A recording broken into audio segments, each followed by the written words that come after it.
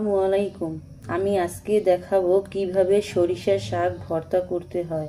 তার জন্য আমি প্রথমে শাকগুলোকে ভালো করে কেটে নিয়েছি।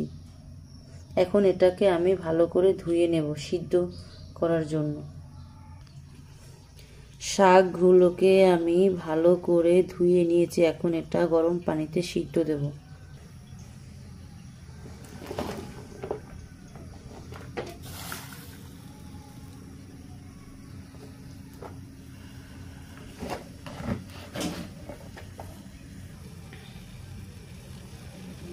এখন সরিষার শাকগুলোকে আমি ভালো করে সিদ্ধ করে নেব। সিদ্ধ হয়ে গিয়েছে, এখন আমি এটাকে নামিয়ে নেব। ভালো করে সরিষার শাকগুলোকে সিদ্ধ করে নিয়েছি। এখন এর মশলাগুলো গরম তেলে ভেজে নেব। এর ভেতর এখন আমি কোয়া কোয়া করে পেঁয়াজ কাটা, তার ভেতর কোয়া কোয়া করে রসুন, তার ভেতর 2টা কাঁচামরিচ দিয়ে দেব। এগুলোকে ভালো করে ভেজে নিতে হবে।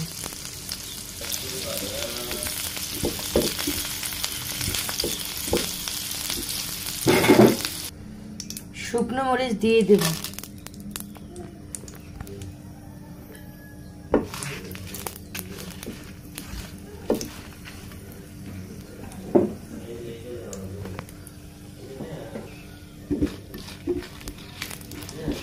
এগুলোকে ভালোভাবে ভেজে নেব।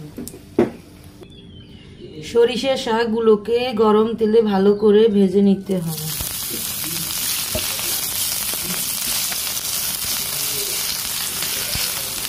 তাহলে এর সুন্দর একটি ফ্লেভার বের হবে, খেতে খুবই সুস্বাদু হবে।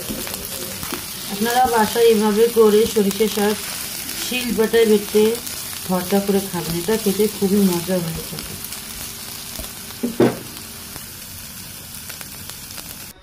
সরিষার শাক ভর্তা করার জন্য প্রথমে আমি শুকনো মরিচ দিয়ে দেব, তার ভেতর পেঁয়াজ, রসুন, কাঁচামরিচ দিয়ে দেব, পরিমাণ মতো লবণ।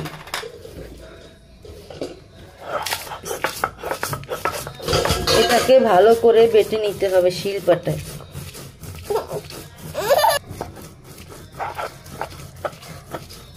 এগুলোকে ভালো করে শিল পাটায় বেটে নিতে হবে।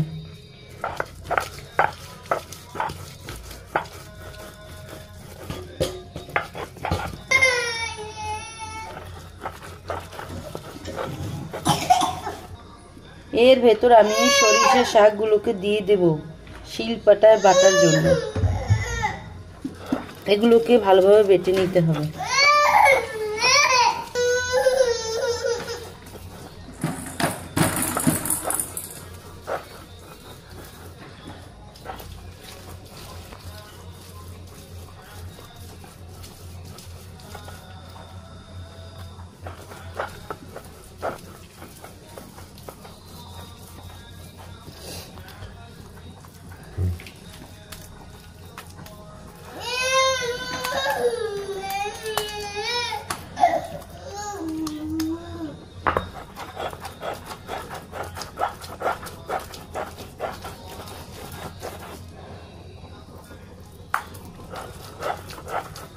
আমার ভর্তা শিল পাটায় বাটা শেষ। আপনারাও বাসায় এইভাবে শিল পাটায় বেটে সরিষার শাক ভর্তা করে খাবেন, এটা খেতে খুবই সুস্বাদু এবং লোভনীয়।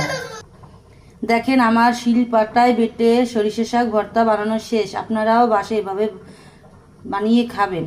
আমার ভর্তা যদি বানানো ভালো লাগে তাহলে লাইক, কমেন্ট, শেয়ার করে পাশেই থাকবেন এবং চ্যানেলটাকে সাবস্ক্রাইব করে দেবেন। আসসালামু আলাইকুম।